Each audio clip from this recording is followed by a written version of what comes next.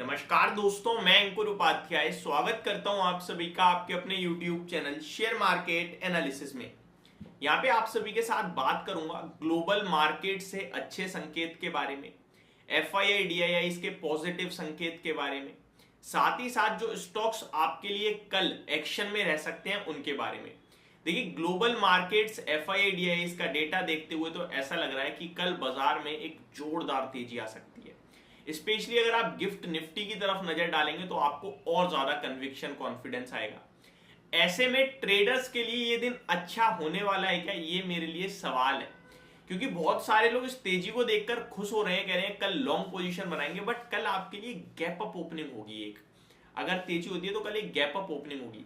जो फ्राइडे को लेके गया है उसका पैसा बनने के ज्यादा चांसेस है, और उनसे भी मेरा तो यही मानना है कि आप फर्स्ट हाफ में प्रॉफिट बुक कर लें अगर आपको एक गैप अप ओपनिंग मिल जाए, उसके बाद बाजार टिके। देखिए, जो ऑप्शंस है ना वो बहुत ही अपने आप में इंपॉर्टेंट हो जाते हैं, बहुत क्रिटिकल होते हैं। फॉर एग्जाम्पल, आपका गैप अप ओपनिंग आने के बाद 50 पॉइंट टूटा ना, तो आपकी ऑप्शन की वैल्यू वैसे ही खत्म हो जाएगी। आपको यार बाजार तो इतना ऊपर है, मेरा प्रॉफिट हुआ ही नहीं। वहीं दूसरी तरफ मार्केट टिका और आपने तुरंत बेच दिया, तो थोड़ी देर बाजार वहीं टिका तो आप देखोगे यार ये तो और बढ़ गया। तो आपको मार्केट को ये जज करना है, अगर आप फ्राइडे को कैरी करके गए हो ऑप्शंस में, कॉल ऑप्शन कोई भी, तो आपको सिर्फ इतना जज करना है कि जो बाजार खुला है ये गिरे ना, बेशक यहीं टिके। वहीं टिकने पे नॉर्मली वैल्यू कम होती है, लेकिन आपके केस में बढ़ेगी, क्योंकि वो स्ट्राइक प्राइस पे फिर बाइंग आएगी, प्रीमियम जुड़ेगा। जितना ज्यादा देर टिकेगा बाजार ऊपर के स्तर पे, उतनी ज्यादा आपकी कॉल की वैल्यू बढ़ेगी। लेकिन ये सब चलेगा 11 बजे तक, उसके बाद फिर वो थीटा डिके में पहुंच जाएगा। ठीक है, तो आपको सिर्फ इतना चेक करना है कि मार्केट गिरना नहीं चाहिए। और ये कैसे चेक करोगे? आप डाउ फ्यूचर्स को देखते हुए। डाउ फ्यूचर्स तो लाल निशान में नहीं फिसल रहे, वो तो नीचे नहीं आ रहे। बस अगर वो नीचे नहीं आ रहे तो मार्केट पे गिरने का कोई रीजन नहीं होगा। या तो वो वहीं पे कंसोलिडेशन दिखाएगा या फिर और ऊपर जाएगा गैप अप होने के बाद, तो आपकी वैल्यू और बढ़ेगी, तब आप बेचना। अब वहीं कोई फ्रेश लेने जा रहा है तो उसके लिए एक रिस्क बनेगी। आप इतनी ऊपर खरीद रहे हो, उसके बाद वहां से और कितनी ऊपर का आपका लक्ष्य है और नीचे आपका सपोर्ट क्या है, वो अपने आप में सवाल बन जाएगा। तो ये सारी चीजें जरूर चेक कर लेना अगर आप इंट्राडे ट्रेडर हो कल स्पेशली, या फिर आपने कैरी करा है तो जो मैंने पहले स्ट्रेटेजी दी है वो आप ध्यान में रखना। अब आ जाता हूं ग्लोबल मार्केट्स के ऊपर। जैसा कि कहा आप सभी से, ग्लोबल मार्केट से बहुत ही पॉजिटिव संकेत आ रहे हैं। डाउ जोन्स 2 दिन 500 पॉइंट्स भागने के बाद रुकने का नाम नहीं ले रहा था, और फ्राइडे को फिर से आपके लिए 220 पॉइंट भागता हुआ दिखाया। और ये सब हुआ है जॉब्स डेटा की वजह से। जो अमेरिका में जॉब्स डेटा आया वो बाजार ने पूरी तरीके से थम्स अप दिया उसे, और उसके ऊपर बहुत बढ़िया पॉजिटिव रिएक्शन आया है।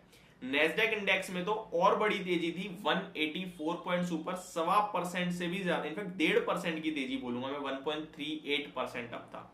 S&P 500 ऑलमोस्ट 1% अप है, 0.94%। लेकिन रसेल 2000 ने तो कमाल ही कर दिया, 2.3% की तेजी, यानी 2.71% ऊपर था। तो रसेल 2000 में बहुत ही शानदार तेजी थी।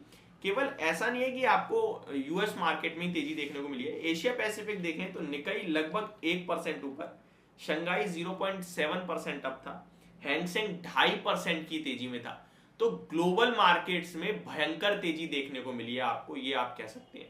यूरोप के बाजार मिक्स रहे हैं, इसलिए मैं उनके बारे में चर्चा नहीं कर रहा हूं। कोई 1/3% ऊपर है तो कोई 1/3% नीचे है, बस इससे ज्यादा कुछ भी नहीं है।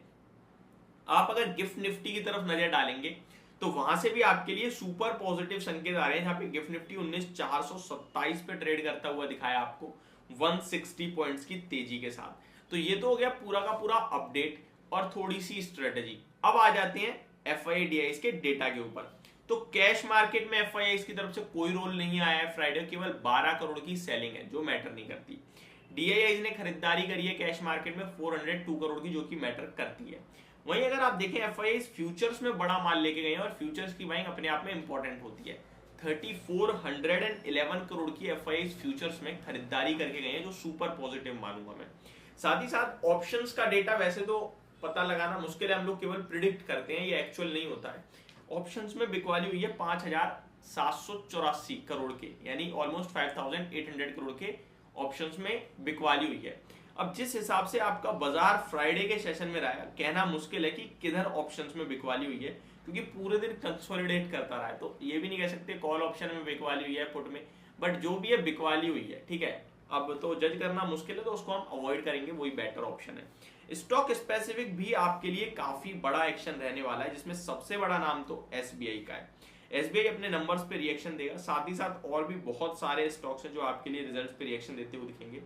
2 स्टॉक्स कल मैंने शेयर कर दिए जिनमें बढ़िया तेजी बन सकती है, एक एचबीएल पावर सिस्टम था और एक डाटा पैटर्न। इनके नंबर्स अच्छे आते हुए दिखे।